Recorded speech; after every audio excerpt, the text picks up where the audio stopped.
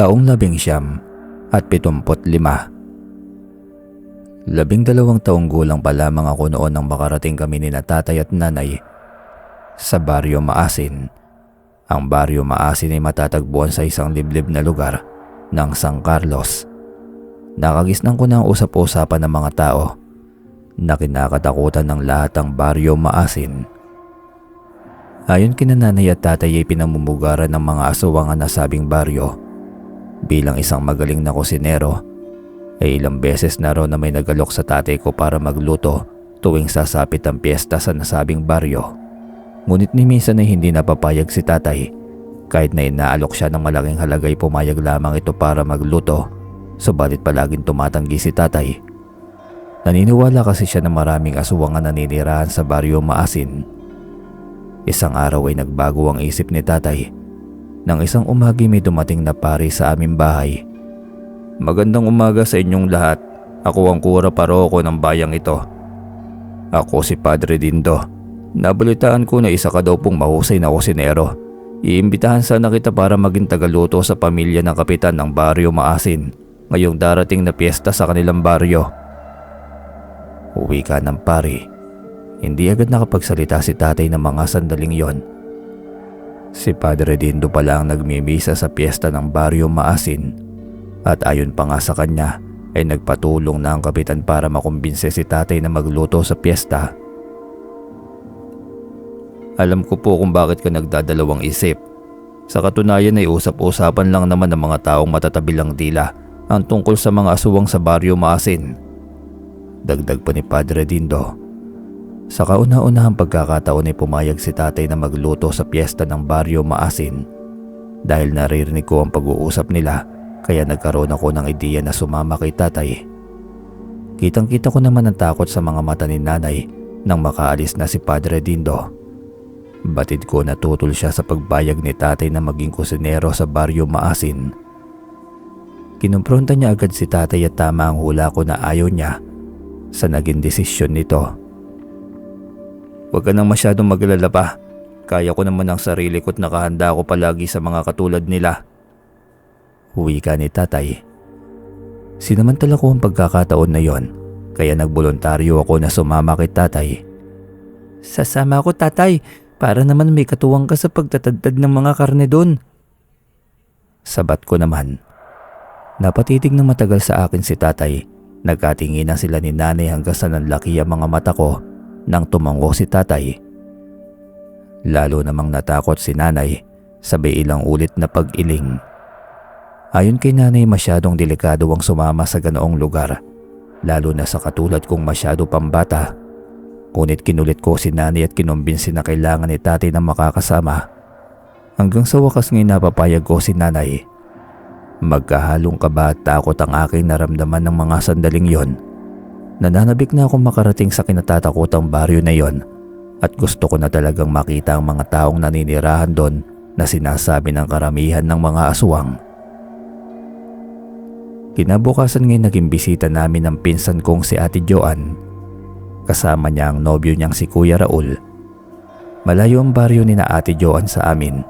Nagulat ako nang marinig ko ang usapan nila ni tatay. Malapit na pala silang ikasal at si tatay ang sadya nila para kuhanin kusinero. "Naku, hindi yata't pagkakasabay pa ang kasal niyo sa piyestahan sa pupuntahan ko. Nakakompromiso na ako sa kapitan ng Baryo Maasin ngayong darating na piyesta sa kanila."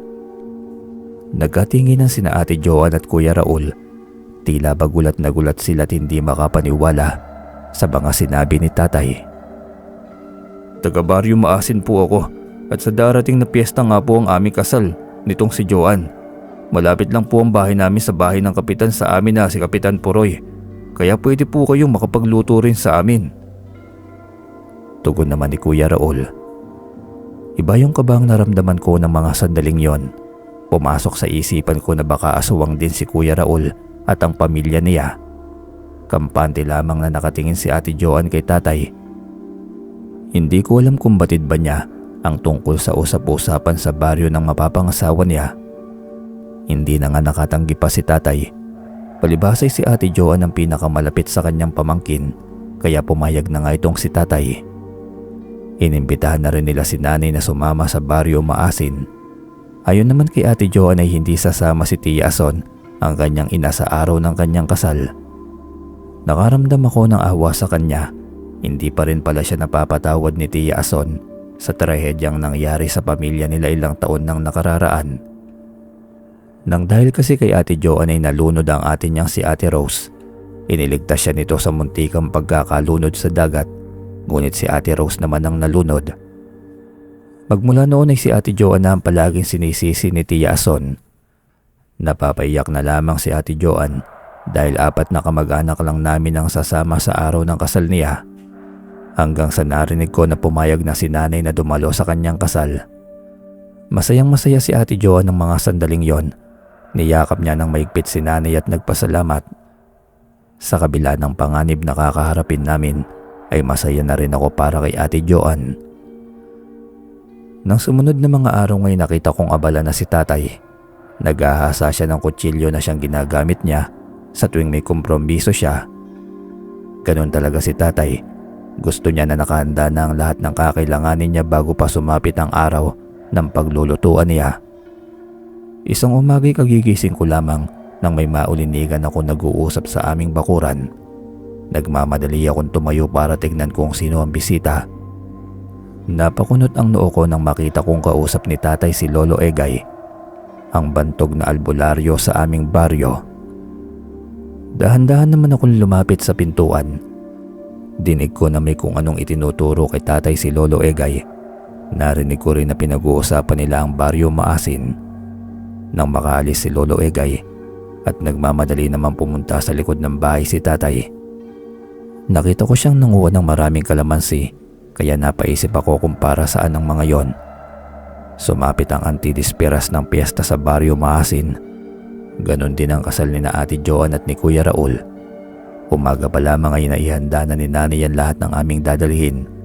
Hapon ng araw ding yon ay pupunta na kami sa baryo Maasin. Kayong dalawa, huwag niyong kakalimutan ang mga binilin ko kapag nasa baryo Maasin na tayo at sa mismong araw ng kasal ni Joan. Kinakailangan na maging maingat at mapagmatsyag tayo sa mga makakausap at mag-aalok sa inyo ng pagkain. Bilin pa ni tatay. Mula sa amin ay sumakay kami ng tricycle papunta sa baryo Maasin. Alas 5 na ng hapon nang makarating kami sa bungad ng baryo. Mag-iingat po kayo sa baryong yan. Marami ang nagsasabi na karamihan ng mga nakatira dyan ay mga aswang. Pagbabanta pa ng driver. Tumango naman si tatay at nagpasalamat. Pinaharurot kaagad ng driver ang tricycle niya. Animoy takot na takot siyang maabutan ng takip silim sa daanan. Naglalakad na nga kami papasok sa baryo nang biglang may sumulpot na isang matandang lalaki sa aming likuran. Magandang hapon sa inyo. Ito bang unang beses na makakapasok kayo sa baryong yan? Baka pwede akong makisabay sa inyo. Balita ko'y magpepiesta kaya sinubukan kong pumunta. Sa katunayan ay ngayon pa lamang kasi ako makakapasok dyan. Uwi ka pa ng matanda. Nagpakilala bilang Lolo Manuling, ang matandang lalaki. Ayon pa sa kanya ay taga-ibang bayan siya. Nais lamang daw niyang makarating at makipiesta sa bantog na baryo ng Maasin. Inalalayan ni tatay ang matandang lalaki sa paglalakad. Palayan pala ang unang dadaanan papasok ng baryo, kaya sa pilapil kami na may bay. Napansin ko na tila hirap ang matandang lalaki dahil medyo makipot ang pilapil. Ako na pong hahawak kay Lolo. Mauna na po kayong maglakad ni nanay. Uwi ka ako na lamang kay tatay. Napakunot ako ng noot na tigilan nang nahawakan ko ang palad ng matandang lalaki. Malamig ito na para bang humawak ka ng yelo. Hindi ko alam kung napansin din ba yun ni tatay. Siya kasi ang unang umalalay sa matanda sa paglalakad. Hanggang sa una naming nakitang bahay ay isang kubo. May bakod na kawayan sa paligid nito at kapansin-pansin ang tambak ng mga kawayan sa bakuran ng kubo. Ganon din ang mga tuyong kahoy na panggatong. Sino ang hinahanap ninyo? Ngayon ko lang kayo nakita kaya alam kong unang punta nyo pa lamang dito sa aming baryo. Boses ng matandang lalaki. Nalingunan ko ang isang matandang lalaki na may mahabang buhok. Bukod sa mahaba ang buhok nito'y may kahabaan din ang mga kuko niya. Huminto sa paghakbang si tatay at kinausap naman ng matanda. Itinuturo ng matandang lalaki kung saan makikita ang bahay ng kapitan. Napansin ko na panay ang titig nito kay Lolo Manuling. Samantalang nananatiling tahimik lamang ito't nakikinig sa usapan ni tatay at ng matandang lalaki. Sa wakas ay narating na din namin ang loob ng baryo. Sa bungad pa lamang ay pinagtitinginan na kami ng mga taga roon. Naiilang ako't kinakabahan.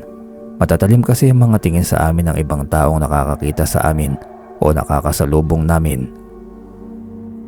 Tiyo Karding, Tia Mila, mabuti nandito na po kayo. Boses ni Ate Joan na nagpalingon sa amin. Nakatayo siya hindi kalayuan sa amin. Kasama ni Ate Joan si Kuya Raul at ang isang batang babae. Pinakilala niya sa amin ang batang babae na si Agnes, na kapatid naman ni Kuya Raul. Halatang mahiyain si Agnes pero nakangiti ito sa amin lahat. Napansin ko na napatingin si Kuya Raul kay Lolo Manuling. Naakay-akay ko naman. Maging si Ate Joan ay napatingin at tinatanong kung sino si Lolo Manuling. Biglang nagbago ang ekspresyon ng mukha ni Kuya Raul. Naging seryoso ito habang nakatitig kay Lolo Manuling.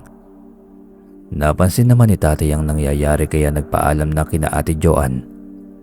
Bueno, tutuloy na muna kami kina Kapitan. Pwede ba ninyong ituro sa amin kung saan banda ang bahay niya? Tanong ni tatay. Inihatid kami ni Kuya Raul sa bahay ng kapitan. Bukod tanging malaki ang bahay nito kumpara sa ibang residente. Napapaligiran din ng nagagandahang bulaklak ang bakuran ng bahay ni kapitan. Isang lalaking hula ko'y nasa 50 pataas ang edad ang bumungad sa amin doon. Maitim ito at kulot ang buhok. May katabaan at maliit lamang na lalaki. Magandang hapon po, ako si Karding, ang kusinerong nakausap ni Padre. Huwi ka ni tatay. Parang nagulat si kapitan at sinipat ang bawat isa sa amin. Pinakilala kami ni tatay kay kapitan. Bahagya itong umiti hanggang sa nasulyapan nito si Lolo Manuling. Mabutit nakarating kayo sa baryo namin. Ikaw pala yung magaling na kusinero na sinasabi sa akin ni Padre. Uwi ka ni Kapitan Dolpo. Hindi naman na nagtanong pa si kapitan tungkol kay Lolo Manuling, kaya naman hinayaan na ni tatay na kasama namin ito kina kapitan. Tinawag ni kapitan ang asawa niya at pinakilala sa amin. Binigyan kami ng isang malaking kwarto ni Aling Dolor na asawa ni kapitan. Kasama namin si Lolo Manuling na pumasok sa loob at nagpahinga sandali. Makalipas ang kalahating oras ay may kumakatok na sa kwarto. Nagmamadali kong binuksan ang pinto. Tumambad sa harapan ko ang bagong ligo na si Aling Dolor. Niyayaya niya kaming kumain ng hapunan. Tumayo na rin si tatay at nanay. Inalalayan ko naman si Lolo Manuling palabas ng kwarto. Naabutan na namin sa malaki at pahabang mesa si kapitan. Nakaupo na rin ang 3 nilang anak na pawang kababaihan. Bagamat bumati at nakangiti ang 3 sa amin, may kung anong kabakong naramdaman sa paraan ng pagkakatitig nila. Kain lang kayo ng kain at huwag kayong mahihiya. Uwi ka ng kapitan. Sinugundahan naman ito ni Aling Dolor. Inabutan pa kami ng tig-iisang pritong isda sa plato. Nakakailang ang katahimikan ng mga anak ni kapitan. Patuloy lamang sa pagkain ng mga ito ngunit malikot ang mga mata na nakamasid sa amin. May nakahaing sinabawang isda, 3 putahe ng karne sa mesa. Napalunok ako ng sarili kong laway, tila ba kay sa sarap ng mga ulam na nakahain sa aming harapan. Napansin ko na halos hindi ginagalaw ni Lolo Manuling ang kanyang pagkain. Si tatay naman ay inilabas na ang kalamansi at diretsong piniga sa sabaw ng isda na nasa kanyang plato. Nagkatingin na naman ang pamilya ni kapitan, dahilan para sabay-sabay na tinapos ng magkakapatid ang kanilang pagkain. Halos kanin na lamang ang nakain ni Lolo Maning sa aming hapunan. Pinagpahinga na kami agad ni kapitan para maaga ding magising si tatay sa madaling araw. Dahil sa madaling araw disperas ng piyesta nagkakatay ang mga tao. Hating gabi na ngunit hindi pa rin ako dinadalo ng antok. Marahil namamahay lamang ako kaya bumangon ako at nilingon ko ang tulog na sina nanay at tatay. Muntik pa ako mapasigaw ng malingunan kong nakaupo at nakatingin sa akin si Lolo Manuling. Lolo, bakit gising ka pa po? Tanong ko sa matanda. Tulad mo'y namamahay rin ako. Napakunot naman ako ng noo. Paano niyang nalaman na namamahay ako? Marunong bang magbasa ng kung ano ang iniisip o nilalaman ng isipan ng isang tao itong si Lolo Manuling? Nagkwentuhan lamang kami ni Lolo Manuling hanggang sa madaling araw. Nagising na rin si tatay bandang 3:00 ng madaling araw. Narinig na lamang namin ang halos sabay-sabay na pag-iiyakan ng mga baboy sa buong baryo. Nagpakati ng 4 na baboy at 2 kambing si Kapitan. Maraming tao ang tumutulong sa kanila. Sinilip ko sa kusina si tatay na naghahanda na ng mga rekado para sa iba't ibang putahe na lulutuin. Naging maayos at mabilis ang pagkatay sa mga hayop. Namalayan ko na lamang na marami nang nakasabit na karne sa kusina ni na Kapitan. Naging abala na si tatay. Tumulong na rin si nanay sa paghihiwa ng mga karne. Niyaya ako ni Lolo Manuling na maglakad-lakad sa bakuran ni na Kapitan. Malamig na simoy ng hangin na sumalubong sa amin nang makalabas na kami ni Lolo Manuling. Namangha ko dahil maganda ang pagkakaayos ng mga mesa at may tolda na sa bakuran ni na Kapitan. Palabas na kami ng tarangkahan ng may isang lalaki ang dumating. Nakatingin ito sa amin habang nakatayo siya sa labas ng tarangkahan. Seryoso ang lalaki at parang hindi marunong ngumiti. Hanggang sa tuloy-tuloy na pumasok sa loob ng bahay ni na Kapitan ng lalaki. Sinundan ko na lamang siya ng tingin. Tahimik naman na nakikiramdam si Lolo Maning. Pagkalabas namin ng bakuran, nakita ko na marami ng mga tao ang naglalakad sa kalye. Ang iba'y may pasan-pasan na mga karne, habang ang iba naman ay may daladalang timba at galon. Mag-aalas 6 na ng umaga ng disperas ng piyesta. Halos mapuno na ang bakuran ni na Kapitan sa dami ng mga bisitang dumating. Pinag-almusal muna ni na Kapitan ng suma ng mga bisita. Si nanay naman ang nagtitimpla ng kape para sa lahat. Mag-aalas 9 ng umaga nang dumating sina Ate Joan at Kuya Raul. Ipinagpaalam kami ni Ate Joan para makarating sa bahay ni na Kuya Raul. Si Lolo Maning, ako at si nanay ay magkasamang pumunta sa bahay ni na Kuya Raul. Katamtaman lamang ang laki ng bahay ni na Kuya Raul. Sinalubong kami ng mga magulang at kapatid nito. Napamaang ako nang makitang maayos ang kanilang bakuran. Maganda't maayos. Ayon sa dalaway doon idadaos ang kanilang kasal. May sayawan palang magaganap para sa huling gabi ng pagiging dalaga at binata ng mga ikakasal. Nakita ko na maraming alak na nakahilera sa isang mesa. Niyaya na kami ni Ate Joan para mag-almusal. Malagkit at bibingka ang nakita ko nakahain sa mesa. Natakam ako dahil paborito ko ang bibingka. Tulad ng nakaraang gabi halos hindi nagalaw ni Lolo Maning ang kanyang pagkain. Hanggang isang grupo ang dumating sa bahay ni na Kuya Raul. Malugod silang sinalubong ng mga magulang ni na Kuya Raul. Matalim ang mga tingin nila sa amin. Napansin ko na kami ang pinag-uusapan ng mga bagong dating at mga magulang ni Kuya Raul. Nakaramdam ako ng kaba dahil kakaibang ikinikilos nila. Napakislot na lamang ako nang tapikin ni Ate Joan ang aking balikat. Tinanong ako ni Ate Joan kung ayos lang daw ba ako. Inginuso ko naman sa kanya ang mga bagong dating at naguguluhan na tinanong niya ako kung bakit. Ate Joan, huwag ka sana magagalit sa sasabihin ko ha. Wala ka bang napapansin na kakaiba sa baryong to? Pabulong ko pang tanong. Nakita ko ang pag-iba ng ekspresyon ng mukha ni Ate Joan. Nahuli kami ni nanay na nagbubulungan kaya lumapit na rin ito sa amin. Nagulat ako nang bumulong si nanay at pinag-iingat si Ate Joan sa mga taong nakakasalumbuhan nito sa bahay ni na Kuya Raul. Kitang-kita ko ang pamumutla sa labi ng pinsan ko. Nakita ko na papalapit sa amin si Lolo Manuling. May bagay itong iniabot kay Ate Joan. Suotin mo ang bagay na yan. Proteksyon ninyong mag-iina laban sa mga masasamang elemento sa paligid. Huwi ka ni Lolo Manuling. Gulat na gulat kami ni nanay nang marinig na sinabi niya yon. Dahil ang ibig nitong sabihin ay buntis na si Ate Joan. Yumuko si Ate Joan na para bang nahihiya sa amin. Inamin niya na 2 buwang buntis na siya kaya nagmamadali rin silang magpakasal ni Kuya Raul. Isang kulay itim na bagay ang ibinigay ni Lolo Manuling o pwede rin nating tawaging Lolo Maning. Kay Ate Joan, itinago niya ito sa kanyang bulsa. Bilin pa ni Lolo Maning na kailangan na palaging daladala ni Ate Joan ang bagay na yon. Tinawag na si Ate Joan ni Kuya Raul. Naiwan kaming 3 ni nanay at Lolo Maning. Kumuha ko ng upuan at inalok si nanay at ang matanda. Nagmasid kami sa paligid at marami nang ang taong naglalakad sa kalsada ng baryo Maasin. Bago sumapit ang tanghali ay may isa na namang grupo ang dumating sa bahay ni na Kapitan. Napagalaman ko na mga kamag-anak pala yun ni Aling Dolor, ang asawa ni Kapitan. Una kong napansin ang pagiging seryoso at tahimik ng angkan ni Aling Dolor.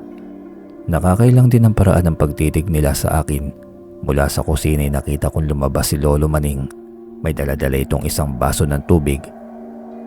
Nagtataka lamang ako dahil halos wala pang kinakain si Lolo Maning. Panay tubig lamang ang iniinom nito. 12:00 ng tanghali, bisperas ng piyesta sa baryo Maasin. Nagumpisa nang magpakain sina Kapitan sa kanilang mga bisita. Tinawag kami ni nanay ngunit tumanggi si Lolo Manuling. Ayon sa kanya ay busog na busog pa siya at pinapauna na niya kaming kumain. Lahat ng kaharap ko sa mesa ay ang mga kamag-anak ni Aling Dolor na huling dumating. Kinakabahan ako sa pagiging sobrang tahimik nila. Tanging kalansingan lamang ng mga kubyertos ang naririnig ko sa mesa. Kaunti lamang ang nakain ko ng mga oras na yon. Nawalan ako ng gana na makaamoy ako ng kakaibang lansa. Tumayo ako at sinilip si nanay at tatay sa kusina. Naabutan kong abala sa paghahalo ng iba pang putahe si tatay. Si nanay naman ay naghuhugas ng mga plato. Kumain na po kayo, nanay, tatay. Ako na pong bahalang magbantay rito. Pumihit para sa akin si tatay. Nakaramdam ako ng awa sa kanya dahil mukhang pagod na siya. Bigla naman pumasok sa kusina ang isang may edad na lalaki. Namukan ko siya't nang dumating sa bahay ni Kapitan. Siya ang ama ni Aling Dolor na asawa ni Kapitan. Iwas na madigat sa mga kalamansi ang matandang lalaki. Naglumikot ng mga katabi ni tatay at sinusundan ang galaw ng matandang lalaki na kumuha ng isang platito. Palabas na ang matanda sa kusina nang dumating naman si Aling Dolor. May ibinulong si Aling Dolor sa matanda. Pagkatapos ay magkasabay na silang lumabas sa kusina. Lumapit sa amin si nanay at bumulong na mag-iingat daw kami. Dahil may mga napapansin daw siyang kakatuwang bagay sa lahat ng mga taong nasa bahay ni Kapitan. Nang lumabas ako sa bakuran ay biglang nawala sa upuan si Lolo Manuling. Hinanap ko siya sa loob ng bahay hanggang sa nalibot ko na ang buong bahay ngunit hindi ko siya makita. Nagmamadali kong sinabi kina nanay at tatay ang pagkawala ni Lolo Maning at maging sila'y nag-aalala na rin. Napansin kami ni Kapitan dahil sa paglabas-pasok namin sa bahay at kusina. Nang sabihin namin na nawawala si Lolo Maning bigla itong natigilan at tumingin sa kanyang asawa na si Aling Dolor. Baka mamamasyal lamang siya sa baryo, huwag na kayong mag-alala, ipapahanap ko siya sa mga tanod. Uwi ka ni Kapitan. Kahit papaano na panatag ang loob ko ng mga sandaling yon. Nalingunan ko ang isang kamag-anak ni Aling Dolor na matalim na nakatingin sa amin. Binaba ko ang paningin ko dahil ang lalaking nakatingin sa amin ay biglang nanlisik ang mga mata sa aking paningin. Tumakbo ko papasok ng kwarto kung saan kami pinatuloy ni Kapitan. Pakiramdam ko'y napakasikip ng bahay na yon. Kahit malaki ito at malawak ang bakuran, paano ba naman kasi kahit saang sulok ka tumingin ay mayroong kamag-anak si Aling Dolor na tahimik na nagmamasid sa mga bisita. Ano bang dahilan? Ba't ka nagmamadali, apo? Uwi ka ni Lolo Manuling. Gulat na gulat ako na madatnan ko siyang nakaupo sa loob ng kwarto. Saan ka po nagpunta, Lolo? Kanina ka pa namin hinahanap eh. Nandito lang naman ako sa loob, apo. Medyo sumama kasi ang pakiramdam ko kanina kaya nagpahinga na muna ako. Hindi ko alam kung ano ang iisipin ko ng mga sandaling yon. Sigurado ako na wala siya sa kwarto kanina na naghahanap kami. Dahil nakailang balik ako doon, pinaupo ako ni Lolo sa isang bangko at kinausap ng masinsinan. Ayon kay Lolo ay nasa peligro ang buhay namin at maging ang mga dayuhan na nakipiesta sa baryo Maasin. Hindi ko lubos maunawaan ang ibig niyang sabihin kaya tinanong ko siya ng mabuti kung ano ang ibig nitong sabihin. Makinig ka, apo. Ilan sa mga miyembro ng pamilya ng Kapitan ay mga aswang. At ang mga tao sa baryong ito ay pawang mga aswang din. Uwi ka ni Lolo Maning. Hindi ako makapaniwala sa sinabi nito. Bagamat may mga nakikita din akong kakatuwa sa mga taong naroon, Idagdag pa ang sinabi rin sa akin ni nanay na may kakaiba nga sa mga residente sa baryo Maasin. Lalo akong napaisip dahil napuna ko rin na ang mga kamag-anak ni Aling Dolor na asawa ni Kapitan ay sila halos ang nakikihalubilo sa ibang mga bisita. Palagi lamang silang nasa isang tabi o di kaya'y nag-uumpukan habang tahimik na nagmamasid sa ibang mga bisita. Habang nagsasalita si Lolo Maning, natuon ang pansin ko sa kanyang maamong muka. Wala pala siyang kanal sa pagitan ng ilong at labi. Palihim ko siyang inobserbahan at ramdam ko na hindi lamang ang mga taga-baryo at pamilya ni Kapitan ng kakaiba. Maging si Lolo Manuling ay ganoon din. Nagpaalam na ako kay Lolo Manuling. Naguguluhan ako at natatakot at itinanim ko na lamang sa aking isipan na kailangan kong magpakatatag. Tulad ng sinabi ni Lolo Maning na nasa panganib ang buhay naming lahat, mas kinakabahan ako kapag sumapit na ang dilim. Dahil ayon kay Lolo Maning, tuwing bisperas ng gabi sa baryong yon, nagaganap ang tunay na piyesta ng mga aswang.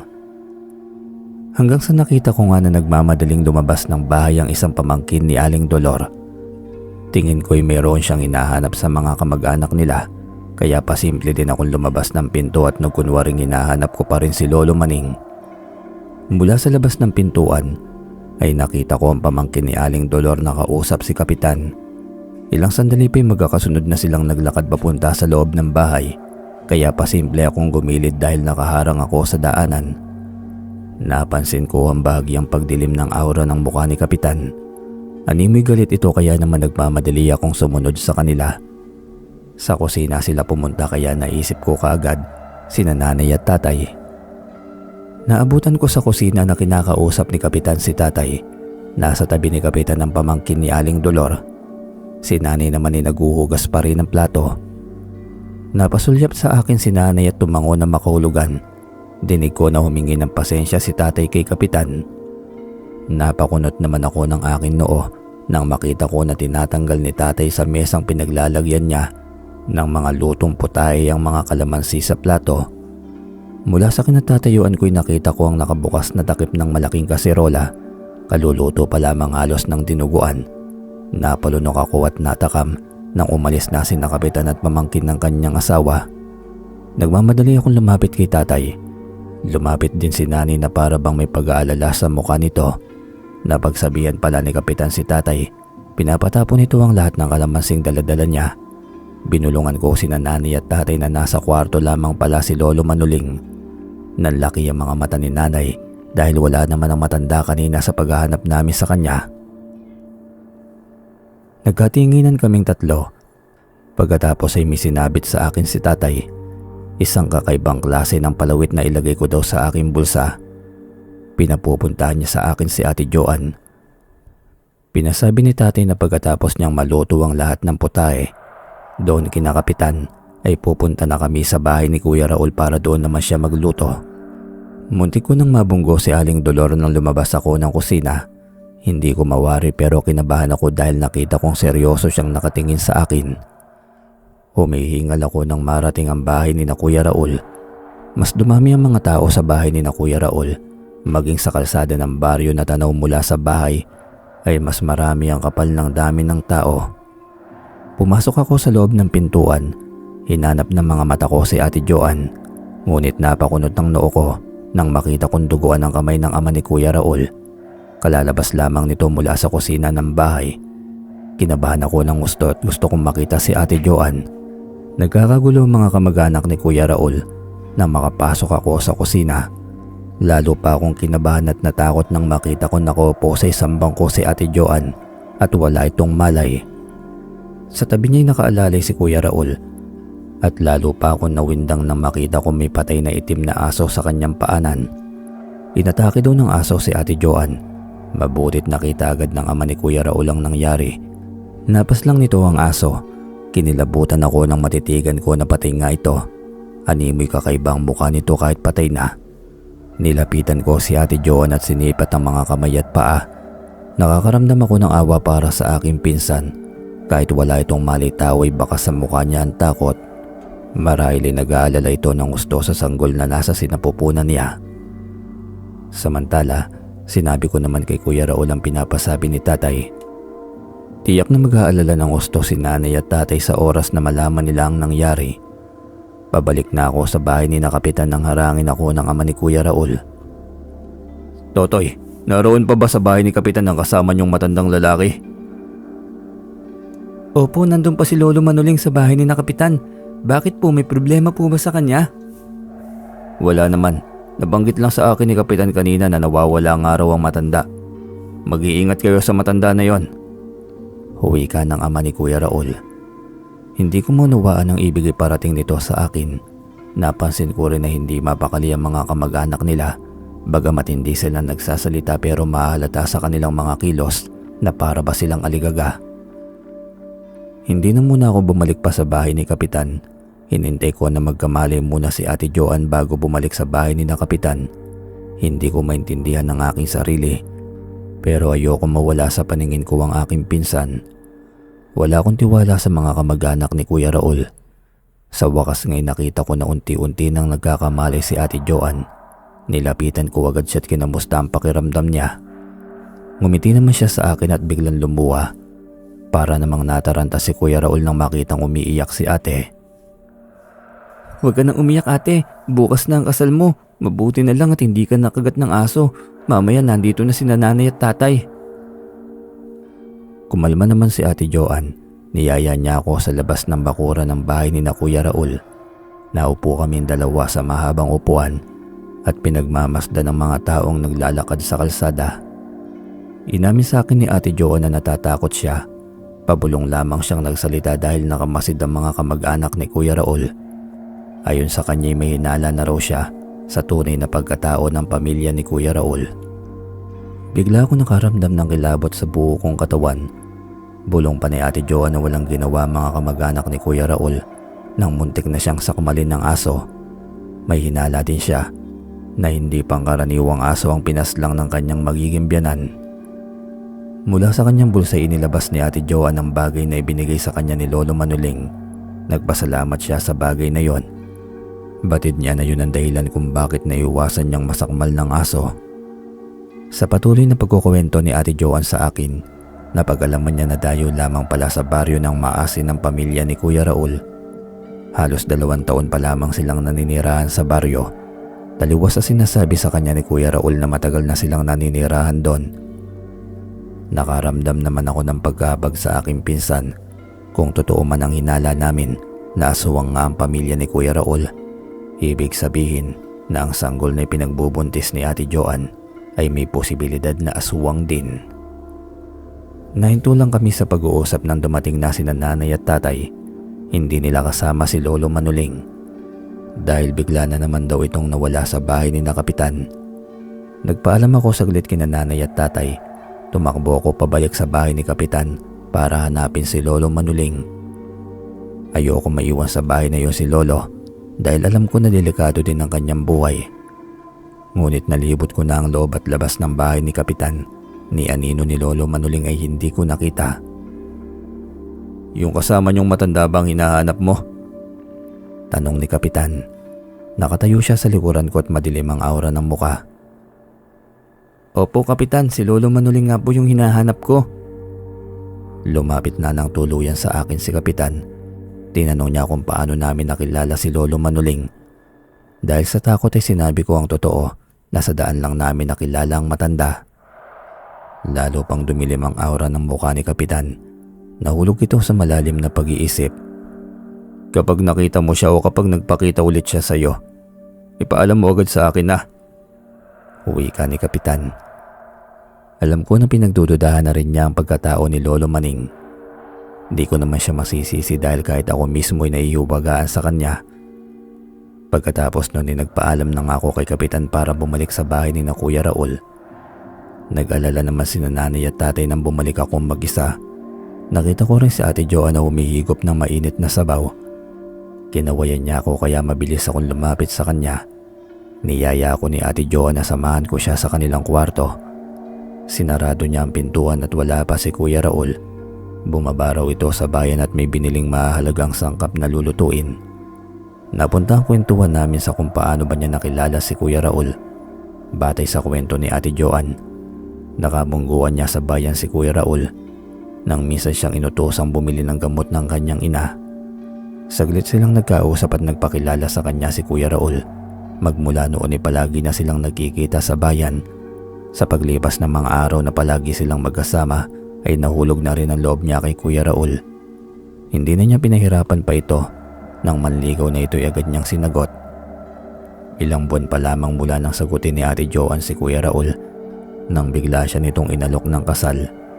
Noong unang inaakala niyang nagbibiro lamang ito, ngunit sa huli naging masigasig ito at nakailang ulit na siyang inaalok ng kasal.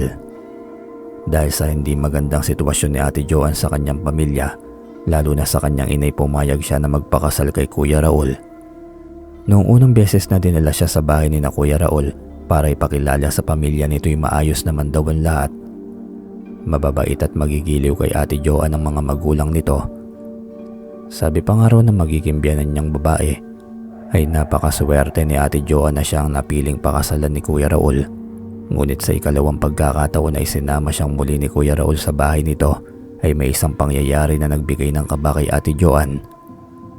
Masama ang naging kutob ni Ate Joanne dahil nakita niya na sama-samang nagkulong sa kwarto ang mga magulang ni Kuya Raul at buong pamilya. Naiwan siya sa sala at naghintay ng kulang-kulang 1 oras bago muling lumabas ang pamilya.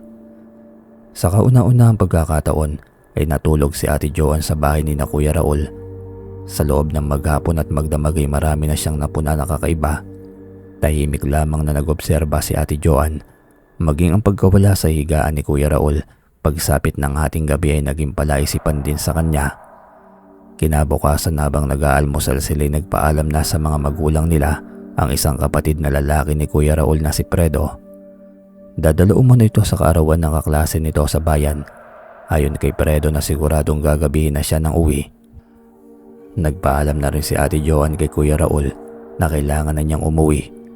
Ngunit hindi pumayag si Kuya Raul dahil gusto pa raw siya nitong makasama kahit 1 araw pa.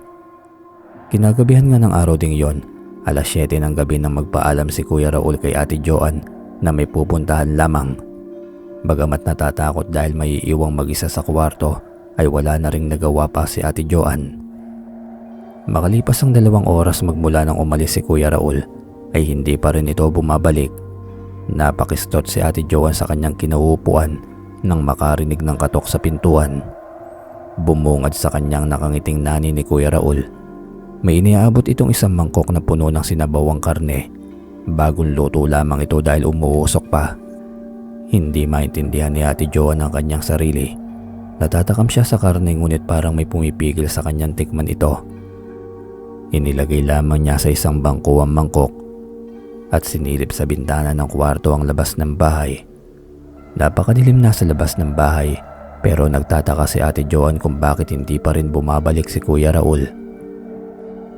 Tumayo si Ate Joanne sa may bintana. Napakatahimik na ng buong baryo. Naglalakad siya sa loob ng kwarto at nagparot parito na siya dahil samot-sari na ang kanyang naiisip. Nakapagpadagdag pa sa isipin ni Ate Joanne, maging si Fredo na kapatid ng kanyang kasintahan ay hindi pa rin nakakauwi. Isinarado na lamang ni ate ang maliit na bintana sa kwarto, saka siya naupo sa papag at matyagang naghintay. Makalipas ang halos 4 na oras ay narinig ni Ate Joanne ang boses ni Kuya Raul. Tansya niya na nasa bakuran na ito ng bahay. Palabas na sana siya ng kwarto para salubungin si Kuya Raul nang marinig na may nag-uusap sa labas ng kwarto. Sinigurado mo ba na nakain niya ang karne? Boses ng ama ni Kuya Raul. Napakunot ng noo si Ate Joanne at nagtaka sa naririnig.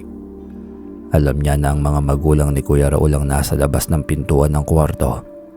Dahan-dahan nang sumampa sa papag si Ate Joanne, naiga siya at nagkumot. Nagpanggap siya na tulog na. Mabuti na lamang pala't hindi niya kinain ang karne sa mangkok na ibinigay ng nanay ni Kuya Raul.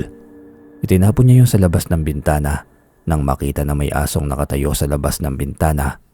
Sunod na naramdaman ni Ate Joanne ang pagpasok ni Kuya Raul sa kwarto.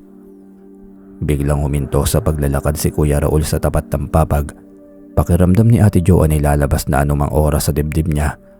Ang kanyang puso sa labis na kabang nararamdaman. Hindi nga nagkamali si Ate Joanne. Alam niya na tatabihan na siya ni Kuya Raul Dahan-dahan niyang naramdaman ang paghila sa kanyang kumot kaya nagkunwari siyang bumiling ng pwesto patalikod kay Kuya Raul. Hindi na natuloy pa ang ginagawa ni Kuya Raul. Sumunod na narinig ni Ate Joan ang mga yabag na papalapit mula sa labas ng kwarto. Napalingon ng tuluyan sa pintuan si Ate Joan nang marinig niyang lumabas ng kwarto si Kuya Raul. Ilang sandali pang nakiramdam si Ate Joan. At nang masiguro na wala ng tao sa labas ng kwarto, saka lamang siya bumangon at plano niyang sundan si Kuya Raul sa labas. Paglabas ng kwarto nito ay hinanap na niya si Kuya Raul. Nagtataka siya kung bakit parang napakatahimik ng buong bahay. Wala sa sala si Kuya Raul at wala rin sa kusina. Naisip niyang lumabas ng pintuan ng bahay, baka nagpahangin lamang, nang bigla namang makarinig si Ate Joan ng mga kakaibang boses na nagmumula sa labas ng bahay. Mas lalong lumakas ang kabog ng dibdib ni Ate Joan. Dahan-dahan niyang pinihit ang seradura ng pintuan. At gano'n na lamang ang pagkagulat niya nang tumambad sa kanyang paningin ang hindi mabilang ng mga taong nakasuot ng itim sa labas ng bahay. Animoy mga nagdarasal ang mga tao habang may hawak-hawak na itim na kandila. Nanginig ang mga tuhod ni Ate Joan. Halos maihina siya sa sobrang takot. Kitang-kita niya sa grupo ng mga tao si Kuya Raul. May hawak itong isang inahing manok habang ang ama naman nito ay may hawak na kutsilyo. Gustong-gusto nang lumabas ni Ate Joan para tumakas, ngunit kinakabahan siya na baka lalo lamang siyang mapahamak. Hanggang sa nakita na ni Ate Joan na ginigilitan ng leeg ng ama ni Kuya Raul ang manok. Pagkatapos ay sinahod sa isang tabo ng ama ni Kuya Raul ang dugo nito. Lumapit ito sa isang babaeng nakasuot ng pulang damit at pilit na pinapainom ang dugo ng manok. Ganun na lamang ang pagkawindang ni Ate Joan nang lumapit ang isang lalaki sa babaeng pinapainom ng dugo. Si Peredo ang kapatid ni Kuya Raul. Pinakita sa lahat na ang babaeng yon ay ang kanyang nobya. Hindi na kinaya pa ni Ate Joan ang nakikita. Nagmadali na siyang pumihit pabalik ng kwarto. Nang masagi naman ng paa niya ang sungkaan na nakalagay sa gilid ng upuan ng sala. Alam ni Ate Joan na narinig sa labas ng ingay. Kaya nagtalokbong agad si Ate Joan at nagpanggap na tulog. Ilang sandali pa nang maramdaman niya na bumukas ang pintuan ng kwarto at lumapit agad sa papag niya si Kuya Raul. Tinapik siya nito sa hita at pilit na ginigising. Simpleng t-shirt at short na lamang ang suot ni Kuya Raul nang makita ni Ate Joan. Umanga siya sa bilis nitong magpalit ng damit. Tinanong agad si Ate Joan ni Kuya Raul kung lumabas ba siya ng kwarto. Pupungas-pungas naman ito kunwari na tumingin siya sa nobyo. Umiling siya at sinabi na pasensya na at nakatulugan na niya ang paghihintay sa pagbabalik nito. Nakita ni Ate Joan sa mukha ng nobyo ang pagdududa. Ilang sandali pa muli siya nitong pinabalik sa higaan. May gagawin lamang daw saglit si Kuya Raul. Sinundan na lamang ng tanong ni Ate Joan ng nobyo. Nang masiguro na nakalayo na si Kuya Raul, ay saka lamang umiyak ng umiyak si Ate Joan. Di yati nagkamali siya sa pagpapakilala kay Kuya Raul. At ang masakit pa roon ay may nangyari na sa pagitan nilang dalawa. Nagdasal ng taimtim si Ate Joan na sana'y wag magbunga ang kanilang ginawa. Madaling araw na nang maramdaman ni Ate Joan ang pagpasok ni Kuya Raul sa kwarto. Tumabi ito sa kanya, tilang sandali lamang ay tulog na si Kuya Raul. Alas 5 ng umaga ay bumangon na si Ate Joan. Nadatnan niyang nagiinit na ng tubig sa kusina ang ina ni Kuya Raul. Binati niya ang ginang at nagpaalam na mag-isa na lamang siyang bababa sa bayan. Pagkatapos magkape ay nagpaalam na si Ate Joan. Tulog na tulog din ang ama ni Kuya Raul na nasa sala pa natutulog. Habang nasa daan napalingon si Ate Joan. Ramdam niya na may sumusunod sa kanya.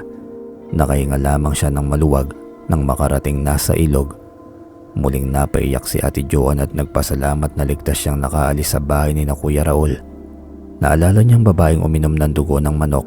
Iniisip niya kung ano kaya ang nangyari sa babae na yon. Sa tagpong yun ng pagkukwento ni Ate Joan ay tuluyan na siyang napahagulgol. Bumalatay sa maganda niyang mukha ang takot nang maalala ang tagpo na yon.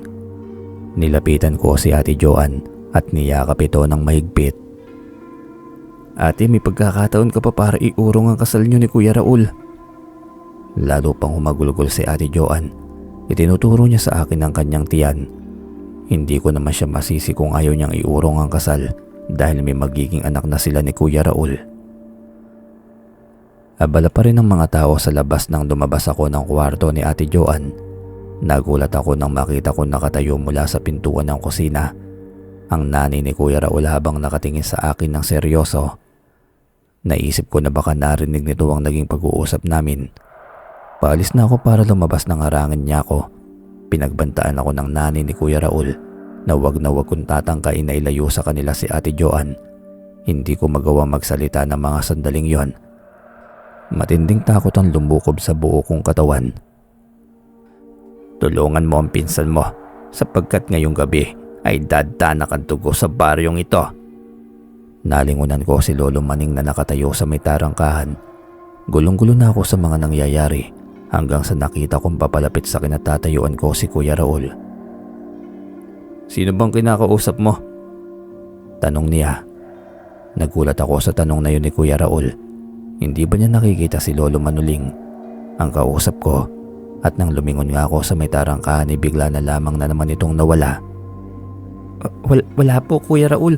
May nakita lang akong gagamba sa puno ng bayabas na ito. Ganun ba? O sige, papasok na muna ako sa loob. Huwag kang lalayo ha, paggabi na. Naiinis akong pagmasdan. Dahil nakabantay sa labas ng bahay ang mga kamag-anak nito. Tulad ng sinabi ni Lolo Maning, may pakiramdam ako na may hindi magandang mangyayari sa gabing yon. Nang pumasok ako sa loob ng bahay ay may bisitang kumakain na sa mesa. Ang nanay ni Kuya Raul ang nag-aasikaso sa mga bisita hanggang sa nakita kong pumasok na rin sa kusina si Kuya Fredo. Animoy tuwang-tuwa ito na marami silang bisita. Dahan-dahan ako naupo sa isang tabi.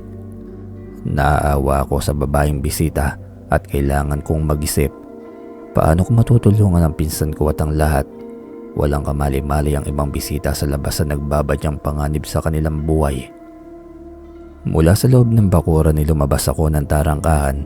Naglakad-lakad ako at sinubukang hanapin si Lolo Manuling habang nag-iisip na rin sa mga susunod ko pang dapat na gawin. Namalayan ko na lamang na nasa tapat na ako ng bahay ni Kapitan. Mula sa madilim na bahagi ng tarangkahan ay mabilis ako nakapasok sa bakuran ni Kapitan hanggang sa may nakita akong dalawang figura na nag-uusap sa hindi kalayuan ng kusina. Sina Aling Dolor at ang ama niya lamang palang masinsinang nag-uusap sa dilim. Paalis na sana ako para bumalik sa bahay ni Kuya Raul. Nang may isang babae ang tumayo mula sa mesa na nasa bakuran ng bahay. Dire-diretso ito sa likod ng bahay. Nagtaka ako dahil bigla na lamang nawala sa kinatatayuan nila sila Aling Dolor at ang ama niya. Naghintay pa ako ng ilang sandali ngunit hindi pa rin nakabalik ang babae. Kaya umalis na ako sa lugar na yon. 9:00 ng gabi, dumagsa pa ang mga tao sa bahay ni Kuya Raul. Maraming namimiesta ang dumating na ang habol ay matikman ng dinuguan. Dahil tapos na sa pagluluto si tatay, ay bumalik na ulit kami sa bahay ni Kapitan. Hinanap agad ni tatay si Lolo Manuling, ngunit wala ito sa bahay ni Kapitan. Naabutan namin na may isang kawan na bagong salang sa likod ng bahay nito. Inutusan kami ni Kapitan na lutuin ang karne sa likod ng bahay. Napansin ko naman ang pagtataka sa mukha ni tatay. Marahil dahil sa mga bagong karne na may dugo-dugo pa na nakalagay sa isang palangganang malaki. Saan naman kaya galing ang karne na ito? Nalinis ko na lahat ng karne bago tayo pumunta sa bahay ni Raul. Uwi ka ni tatay. Gulat na gulat kami nang biglang lumitaw sa harapan namin si Lolo Manuling. May iniaabot itong isang supot kay tatay. Hindi karaniwang karne ang nasa harapan mo. Mag-iingat kayo dahil marami pa ang susunod. Gamitin mo ang ibinigay ko sa iyo para makalabas kayo ng ligtas sa baryong ito. Uwi ka ni Lolo Manuling. Nagsasalita pa sana si tatay ngunit bigla na naman itong nawala. Tumingin na diretso sa mga mata ko si tatay at sinabi na para daw siyang masisiraan ng ulo sa mga nangyayari. May himig pagsisisi sa kanyang boses kung bakit pa tinanggap niya ang alok ng pari upang maging kusinero ni Kapitan. Kitang-kita ko ang panginginig ng kamay ni tatay ng damputin ng karne. Tinadtad niya ito para sa bulalo na pinapaluto ni Kapitan. Maya-maya pa'y may lumapit na isang lalaki sa amin. Mawalang galang na po. Kanina ko pa hinahanap ang asawa ko pero hindi ko siya makita. Baka po napansin ninyo. Mangiyak-ngiyak na tanong nito. Naalala ko ang babaeng nakita ko na pumunta sa likod ng bahay ni na Kapitan. Ganon din ang bigla ang pagkawala ni na Aling Dolor at ang ama nito habang nag-uusap. Masama ang kutob ko sa karne na hinihiwa ni tatay.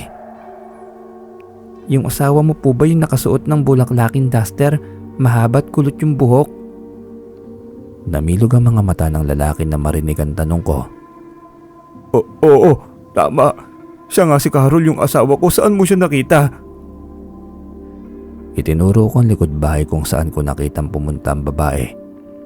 Nasilip ko siya nang pumunta ako sa harap ng tarangkahan ni na Kapitan. Tumakbo na ang lalaki papunta sa direksyong sinabi ko, ngunit bumalik din dahil wala naman daw doon ang kanyang asawa. Nabigo ang lalaki nang bumalik. Wala doon ang asawa niya. Lulugo-lugo itong lumabas sa tarangkahan para hanapin ang kanyang asawa. Mag-alas 11 na ng gabi. Nakita ko na marami na ang lasing sa mga bisita ni na Kapitan. Gising pa si nanay at tatay at nagpapahinga lamang sa kwarto. Narinig ko sa kanila na huwag kaming matutulog sa buong magdamag dahil nag-aalala si tatay sa naging babala ni Lolo Maning. Nagpaalam ako kina nanay na iihi lamang. Nakasunod agad sa akin si nanay. Papunta na kami sa banyo na nasa labas ng bahay nang mamataan ko si na Kapitan at ang 3 niyang anak na babae. Kakapasok lamang ng 4 mula sa labas ng kusina. Napakadilim sa labas ng bahay kaya nagtataka ako kung bakit wala silang daladalang gasera. Huminto sandali sa harapan namin ng mag-ama bago tuluyang pumasok sa loob ng kanilang bahay. Nagmamadali na kami lumabas ng kusina ni nanay. Pakiramdam ko ipuputok na ang pantog ko, ngunit bigla akong napataras ng may isang lalaki akong nakita na parabang hirap na namimilipit sa gilid ng banyo. Nay, may tao po yata doon sa gilid ng banyo. Pumwesto si nanay sa harapan ko, tinakpan ng katawan ko. Nagulat ako nang marinig ko si nanay na pinapapasok na niya ako sa bahay at pinapatawag din niya si tatay. Kitang-kita ko nang lumapad ang balikat ng lalaki dahil may kadiliman sa bahaging yun ng banyo kaya hindi ko makita ang kanyang muka. Pinagtabuyan ako ni nanay para pumasok sa loob ng bahay, lalo pat biglang nanigas sa mga kamay ng lalaki. Sunod kong nasaksihan ang paghaba ng mga kuko nito hanggang sa biglang bumaling sa kinatatayuan namin ni nanay ang ulo ng lalaki. Nanlilisik ang kanyang mga mata at anumang sandali ay susugurin na kami nito. Aswang! Nay, may aswang! Halika na po, pasok na tayo. Kailangan nating ipaalam sa iba na may aswang. Hinila ko na ang kamay ni nanay bago pa tuluyang nakakapit sa amin ang nilalang. Pagdating sa sala ng bahay ay nahuli kong nakatingin sa amin si Aling Dolor. Sinalubong ko ang kanyang mga tingin. Kitang-kita ko ang kakaibang kislap at talim nitong tumingin. Marahil ay napansin na nito ang pagmamadali sa kilos namin ni nanay. Dumiretso na kami sa kwarto at nalingunan ko pa na nagmamadaling tumayo si Aling Dolor. Saka lumabas ito ng bahay. Kinuwento ni nanay kay tatay ang amin nakita. Mabilis na kumilos si tatay. May mga bagay siyang kinuha sa dala niyang bag. Sinasabi ko na nga bang tama ang hinala ko? Maraming ang aswang sa baryong ito. Lumabas ulit ako ng bahay at pumunta sa bakuran. Batid ko na may masama nang nangyayari sa buong baryo. Nagkataon lamang na malakas ang tunog ng tugtog sa plaza ng baryo. Simula na. Nag-uumpisa na ang malagim na katapusan ng karamihan sa gabing ito. Muntik na akong mapasigaw nang biglang may nagsalita sa aking gilid. Si Lolo Manuling ay malungkot na nakatanaw sa akin. Pinag-iingat niya kami ni nanay at tatay. Kailangan na makalabas kami ng baryo bago paabutin ng Bukon Liwayway. Aalis na tayo anak sa baryong ito. Ihanda mo ng mga dadalhin mo. Uwi ka ni tatay. Nakita ko na magkatabi sila ni nanay habang nakatayo. May inilabas na kung ano sa kanyang bulsa si tatay. Binulungan ko siya na huwag papahalata dahil nakita ko na papalapit na sa amin si Kapitan. Magsasalita pa lamang si Kapitan nang makarinig na kami ng malalakas na sigawan mula sa labas ng tarangkahan.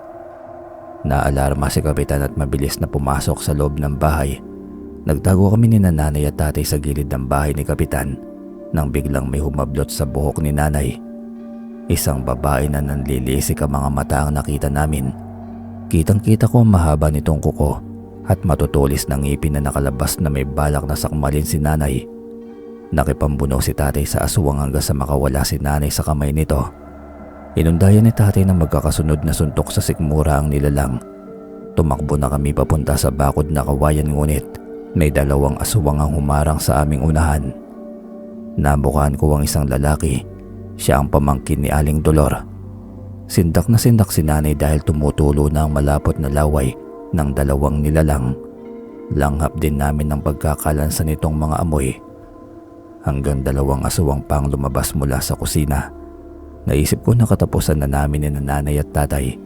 May mga bisita na rin sa loob at labas ng bahay ni Kapitan na nagtatakbuhan. Hindi ko alam kung makakatakas pa ba kami sa dami ng aswang na nasa aming paligid. Pinaligiran na kami ng mga aswang. Umiiyak na si nanay sa sobrang takot. Hawak ang bagay na ibinigay ni Lolo Maning ay iwinasiwas ni tatay ito sa mga aswang. Pinaghampas ko ang mga aswang ng hawak kong kahoy. Bawat paghampas ko at pagtama sa katawan nila'y naririnig ko ang paghiyaw ng mga aswang. Hanggang sa lalo pang dumami ang mga aswang sa aming paligid. Mula sa kinatatayuan namin ay nakita namin na papalapit na si Kapitan. Gusto ko sanang humingi ng tulong sa kanya dahil alam ko na kamag-anak ng kanyang asawa na si Aling Dolor ang mga aswang na nakapalibot sa amin. Ngunit nanlaki ang mga mata ko nang unti-unti na rin nagpalit ng anyo si Kapitan. Nakita ko ang pagsilay ng mapanganib ng ngiti sa kanyang labi. Niyakap ako ni nanay at sinabi na kailangan kong mabuhay at makatakas. Sabay-sabay na lumapit sa amin ang angkan ni Kapitan. Plano talaga siguro nila kaming lapain at pagpiestahan ng mga katawan namin. Ipinikit ko na lamang ang aking mga mata.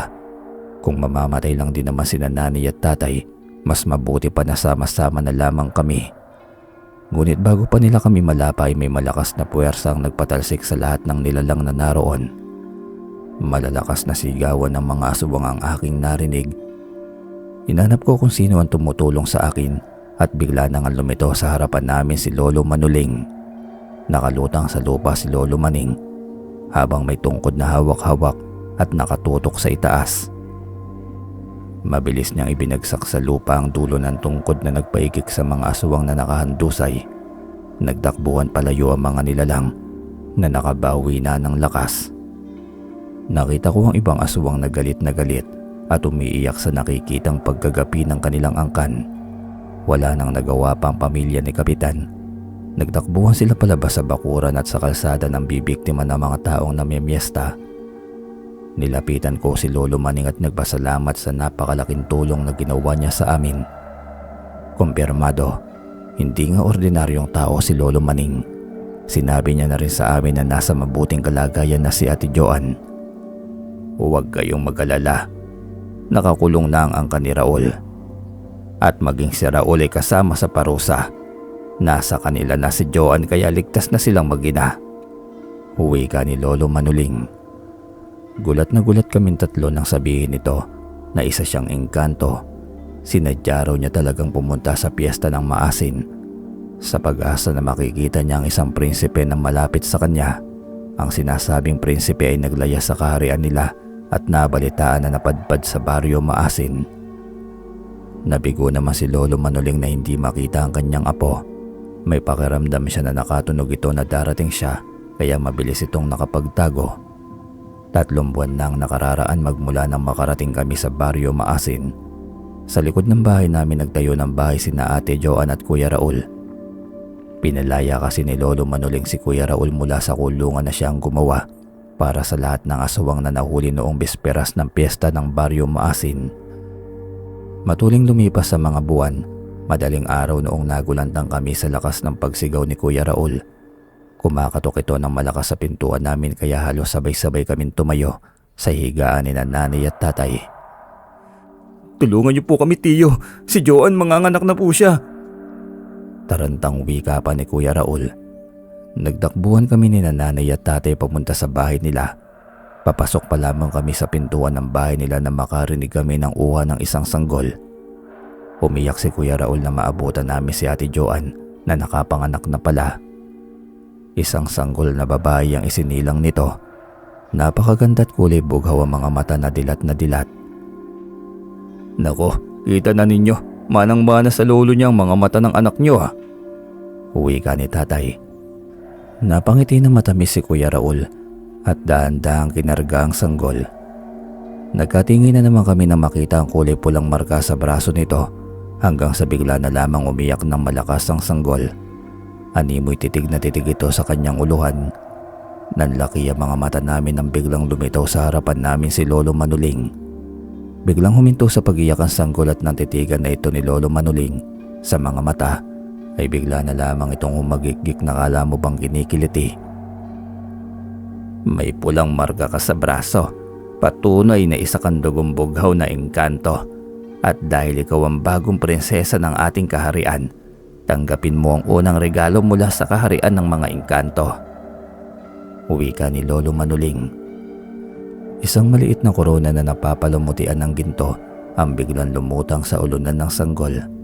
Pinangalanan ni Lolo Manuling na si Prinsesa Habaya ang sanggol. Ngumiti ito na para bang naiintindihan niya ang mga nangyayari.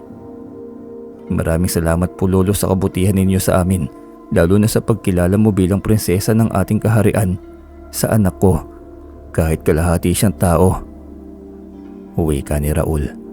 Napuno ng iyakan ng tagpong yun sa bahay ni na Ate Joan. Maging ako man napaluha dahil parang panaginip lamang ang nangyayari. Noong una inaakala namin na masama at aswang din si Kuya Raul katulad ng pamilyang umampon sa kanya. Wala palang alam ang pamilya ng aswang na kumupkop kay Kuya Raul na isa siyang engkanto. Tulad ni Lolo Manuling ay sa daan papasok ng baryo Maasin din, nagpakita si Kuya Raul. Mula sa kasuotan ng isang prinsipe nagpalit siya ng lumang damit at nagpanggap na naligaw at walang maalala na kahit na ano sa kanyang pinagmulan. Nagkatampuhan sina Lolo Manuling na isa palang hari sa kanilang mundo at ang apo nito na tanging tagapagmana ng trono na si Prinsipe Owen ay naging Raul naman sa mundo ng mga tao. Bilang pagtanaw ng utang na loob sa pamilya ng aswang na kumupkop sa kanya, nakiusap siya kay Lolo Manuling na pakawalan ng mga ito mula sa kulungan na ginawa ni Lolo Manuling. Gamit ang kanyang kapangyarihan ay itinapon niya sa isang malayong isla na napapaligiran ng karagatan ang angkan ng mga ito. Sa islang yun ay wala silang mabibiktimang mga tao maliban sa mga hayop na naninirahan doon. Gusto din ni Lolo Manuling na matutong magbungkal ng lupa at magtanim ang mga aswang. Umaasa sila na hindi na muli pa makapambibiktima pa ang mga aswang. Ginamitan din ni Lolo Manuling ng kanyang kapangyarihan ng pagiging takot na takot ng mga aswang na tumawid ng dagat. Lumipas pa ang mga araw at taon, lumaki na rin ang pamangkin ko na napakaganda. Pinagkakaguluhan palagi ng mga tao ang anak ni na Ate Joan at Kuya Raul. Para daw kasing isang prinsesa si Baby Habaya. Ang hindi nila alam ay isa naman talagang prinsesa sa mundo ng mga engkanto ito. 5 taong gulang na si Habaya nang magpasya kami ni nanay at tatay na umuwi sa probinsya niya. Bagamat mahirap na umalis kami sa lugar na kinagisnan ko, ay napilitan kaming lumayas. Dahil umuwi kami sa probinsya ng Zamboanga, kung saan ay pinamana kay nanay ng kanyang mga magulang ang malawak na lupain. Magmula noon ay wala na kaming balita pa kung ano ang nangyari kina Ate Joan. Ilang beses ko na tinangka na magbakasyon sa kanila pero natataon naman na palagi kaming kapos sa pera. Magpanggang sa kasalukuyan na matanda na ako, ay palagi pa rin sumasagi sa isipan ko ang mga nangyari sa baryo na kung tawagin ay Baryo Maasin.